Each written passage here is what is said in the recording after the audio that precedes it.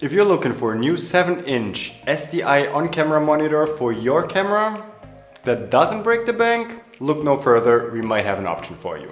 My name is Damien Cooper and welcome to Monkey Pixels.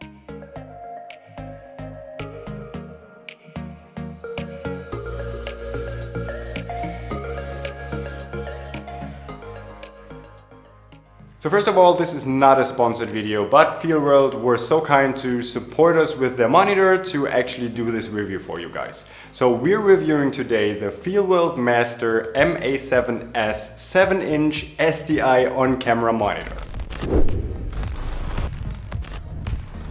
So when it comes to the specs on this monitor, they really read amazingly because it supports 4K over SDI as well as HDMI. It features a full HD monitor panel, and it also comes with a versatile battery mount and lots of other features that you really wouldn't expect for a monitor in that price category. So I think the monitor retails for about $250 to $300 US. What? Which is just amazing because I haven't seen any SDI monitor in that price category. So if you're looking for a monitor for your professional video camera, I think SDI is just the way to go if you're going for a professional video camera. Not only are the cables so much better, they click in place so they don't easily fall out. A lot of cameras also support more output options over SDI when it comes to external recorders, when it comes to waveforms. For example, our C200 that we're shooting on right now only supports the output of waveforms over SDI instead of HDMI, so there's a lot of advantages of going SDI, and usually you don't find that mount in a $300 monitor, and Feelworld Master actually supports SDI in and out on their MA7s, which is amazing. So, as always when we test our new equipment, we just don't have it lying around in our office and look at it and maybe shoot our walls with it. We kind of want to put it in a real life scenario. What do I mean by that? So, I took the camera and I shot a little sequence of Belle walking around Vienna. If you want to check that out, there's a link popping up somewhere here in the corner, and that is what we shot with the monitor. So, because I wanted to shoot in bright daylight to actually see what the monitor can do, because we've been recently shooting a lot in Los Angeles, a lot in Las Vegas, and we were forced to shoot a lot in the bright sunlight. So when it comes to monitors, we need a monitor you can actually see something in the bright daylight. Unfortunately, the weather wasn't that great here in Vienna, but I did find some spots where I had direct exposure onto the camera monitor by the sun, so I could somewhat judge the monitor.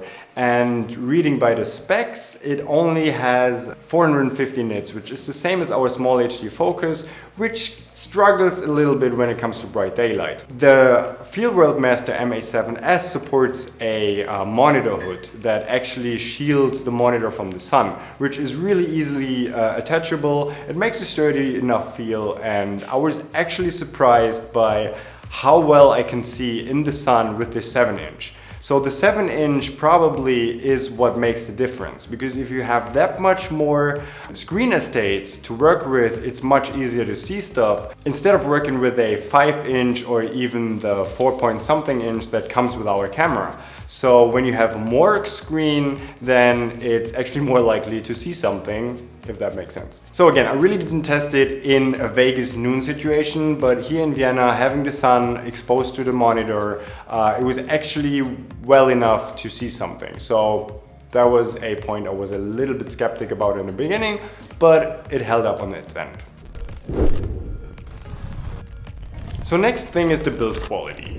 I have to say, one thing I really like about the monitor is that it's light, because a 7-inch on top of your handheld camera usually spots a lot of weight, but this one doesn't. It's really light, but I feel that comes with its disadvantage because it sacrifices a little bit of the build quality, because everything feels a little bit plasticky. And when it comes to the 1/4-inch mount screw on the bottom, because the way we rig our camera is that I can move the monitor back and forth a lot with our small rig monitor attachment, and you could feel that there's a little bit of wiggle room every time, up to the point where I wasn't sure if I just put the monitor on top and I was just, flipping it back and forth. It kind of felt like the screw could actually break. It probably won't, it's just a plasticky feel, but if you just put it sturdily with one hand, then it actually works fine, and that is not really a disadvantage in my books. So let's talk about battery life. It comes with a F970 standard battery, which is rather small, which I like because, again, we're shooting a lot of handheld, so I want to have my rig as small and as light as possible. It's a no-name battery. I couldn't really find out what the manufacturer is, and there was one thing that really bugged me. So first of all, the battery life isn't great on a 7-inch monitor if you're just powering it with a small battery. But when the monitor showed 40% battery life, it just turned off.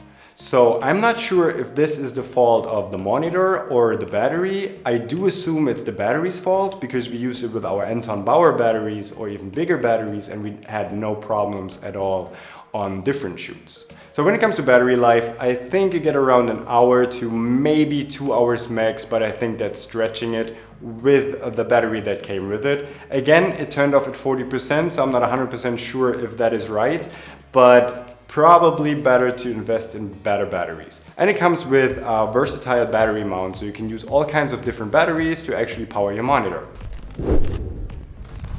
So when it comes to image quality, I really like the colors, I really like the sharpness, and having a 7-inch monitor is a huge advantage when it comes to handheld one-man band shooting.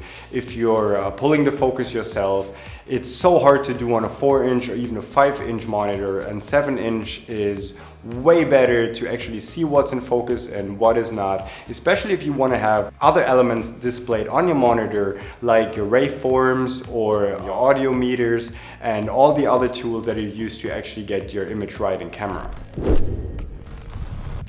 So next thing up on our list is the menu. I already had another cheap monitor from another brand that had the same OS on its monitor, and that is one thing I have to admit I just hate, because it's really not intuitive. I'm obviously not expecting a touchscreen on a $300 monitor, but the buttons are all on top of the camera and it just doesn't feel intuitive when it comes to the OS. If I wanted to switch menu settings, I always had to look up and see where the buttons are. I misclicked 100 times, sometimes I even switched off the monitor by accident, and it's just not a great operating system. So when it comes to features of the menu settings and the operating system, here that's one point where it's actually way behind its more expensive competitors as well. Because it does support stuff like focus peaking, focus assists, and a histogram. But in fair explanation, I think they're all completely useless. I used the focus assist, and you can't really, or at least I wasn't able to dial in the strength and the tolerance of the focus peaking. So the only thing you really had was a really thin line of either red, green, blue, or whatever color you chose for your focus peaking. And especially out in daylight when you're walking around, I couldn't judge anything by that little focus assist. So I was better off just using my eye. Again, a 7-inch monitor, you probably don't even need focus assist, but if you really want to use it, the option that comes with the operating system is just not good enough for me. It also doesn't have a waveform, or you can't really customize where all your settings are on your screen. It only has a histogram, which in my books is pretty useless. Again, our camera shoots a waveform over 3G SDI, so that really wasn't a problem for us, so I just used the built-in one by our camera, so that's totally fine. So one thing I also liked about the Feelworld Masters OS, although I really hated everything else about it, is the battery display. Because other even more expensive competitors where I really like their OS, they have this really weird thing where they just show the percentage left in voltage instead of percentage. And even when they show the percentage after an update, for our monitor it just worked with one of our batteries and not all the rest. And with the Feelworld Master we used a bunch of variety of batteries, and except for the one time it shut off at 40%, it somehow accurately displayed the battery life, which is really important if you're shooting like dock style and you don't want the monitor to turn off mid-shoot. So I really like that about the Feelworld Master as well. So we only use that monitor for our video camera, the Canon C200. If you want to use it for a smaller DSLM like a Sony or a DSLR, I'm not even sure if a 7-inch screen is the best choice for you. And I'm not 100% sure because we don't shoot a lot on DSLRs when it comes to video. So make sure that your camera actually outputs all the meters you actually need to shoot over your HDMI. I think Sony supports most of it. Our Canon 1DX doesn't really support anything. Okay, so what's our verdict of the Feelworld Master M7s? Is it the best monitor for your professional needs? No, it's probably not. Is it the best monitor for your buck?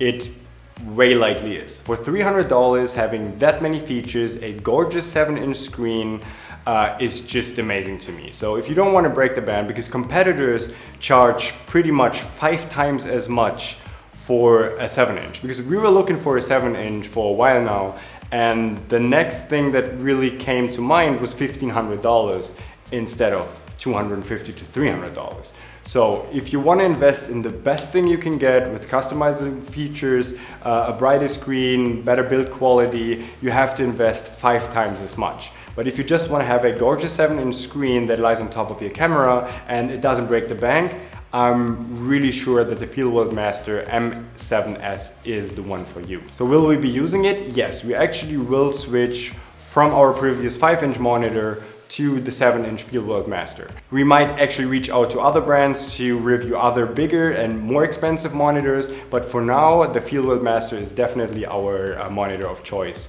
for our production and professional work. So if you have any more questions about the monitor, leave us a comment in the comment section below. If you like this video, you know what to do, give it a thumbs up and subscribe to our YouTube channel for more reviews, videos, tags and all that kind of stuff. And I'll see you on the next one.